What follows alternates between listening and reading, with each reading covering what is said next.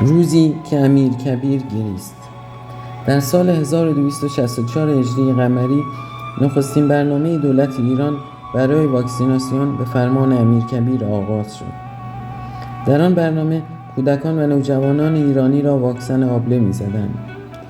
اما چند روز پس از آغاز آبله کوبی به امیرکبیر خبر دادند که مردم از روی ناآگاهی نمی‌خواهند واکسن بزنند. به ویژه که چند تن از فالگیرها در شهر شایعه کرده بودند که واکسن زدن باعث راه یافتن جن به خون انسان می شود. هنگامی که خبر رسید 5 نفر به علت ابتلا به بیماری آبله جان باختند، امیر بیدرنگ فرمان داد هر کسی که حاضر نشود واکسن آبله بزند باید 5 تومان به صندوق دولت جریمه بپردازد. او تصور میکرد که با این فرمان همه مردم واکسن میزنند. اما نفوذ سخن دعانویس‌ها و نادانی مردم بیش از آن بود که فرمان امیر را بپذیرند. شماری که پول کافی داشتند 5 تومان را پرداختند و از آبله کوبی سر باز زدند.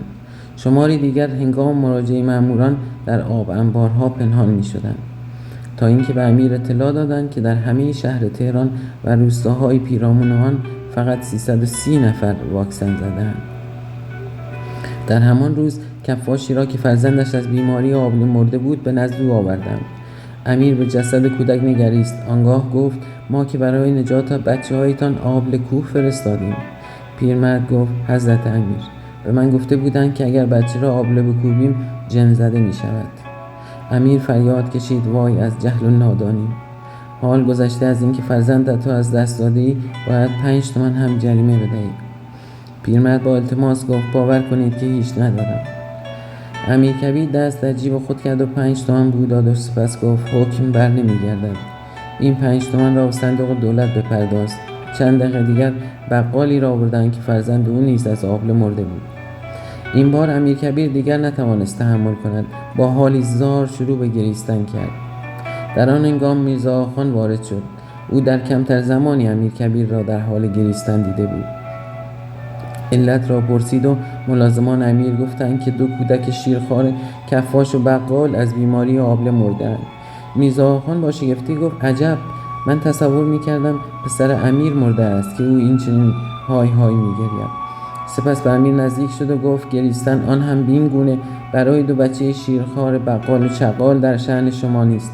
امیر سر برداشت و با خشم به او نگریست آنچنان که میرزا آخان از ترس بر خود لرزید. امیر اشکایش را پاک کرد و گفت خاموش باش. تا زمانی که ما سرپرستی این ملت را بر عهده داریم مسئول مرگشان ما هستیم. میرزا آخان آهسته گفت ولی اینا خود در اثر جهل واکسن نزدند. امیر با صدای رسا گفت مسئول جهلشان نیز ما هستیم. اگر ما در هر روستا، کوچه و خیابان مدرسه‌ای بسازیم، کتابخانه ایجاد کنیم، دعانویس‌ها بساطشان را جمع می‌کنند. تمام ایرانی‌ها اولاد حقیقی من هستند و من از این می‌گریم که چرا این مردم باید اینقدر جاهل باشند که در اثر نکوبیدن آبله بمیرند.